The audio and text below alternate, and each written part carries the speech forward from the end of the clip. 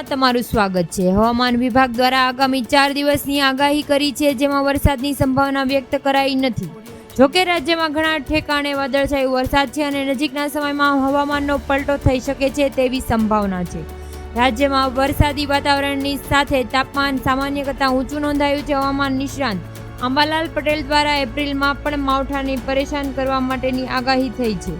હવામાન વિભાગ દ્વારા 31મી માર્ચે આવેલા 1 થી 4 એપ્રિલ દરમિયાન વરસાદ થવાની સંભાવના વ્યક્ત કરવામાં આવી નથી, પરંતુ આગામી સમયમાં આગાહી નથી કરાઈ તે દિવસો દરમિયાન પણ વેસ્ટર્ન ડિસ્ટર્બન્સ સર્જાઈ શકે છે। રાજ્યમાં થયેલા કમોસમી વરસાદના કારણે ખેડૂતો પર તેની માઠી અસર જોવા મળી છે। રાજ્યમાં વરસાદી અને વાદળછાયું વાતાવરણ રહેવાના તાપમાનમાં વધારો થયો જોવા મળે છે। આગામી 4 દિવસ દરમિયાન મહત્વના તાપમાનમાં મોટા ફેરફાર થવાની સંભાવના નથી, જ્યારે લઘુત્તમ તાપમાન પણ કોઈ મોટો ફેરફાર થવાની શક્યતા તેમાં પણ નથી। તમને જણાવી દઈએ કે રાજ્યમાં શુક્રવારે સૌથી ઊંચું તાપમાન હતું, જ્યાં અમદાવાદ, ગાંધીનગર અને રાજકોટમાં 35 ડિગ્રી નોંધાયું હતું, જ્યારે સૌથી નીચું લઘુત્તમ તાપમાન 19 ડિગ્રી સૌરાષ્ટ્રમાં મહુવા અને કેશોદમાં નોંધાયું હતું।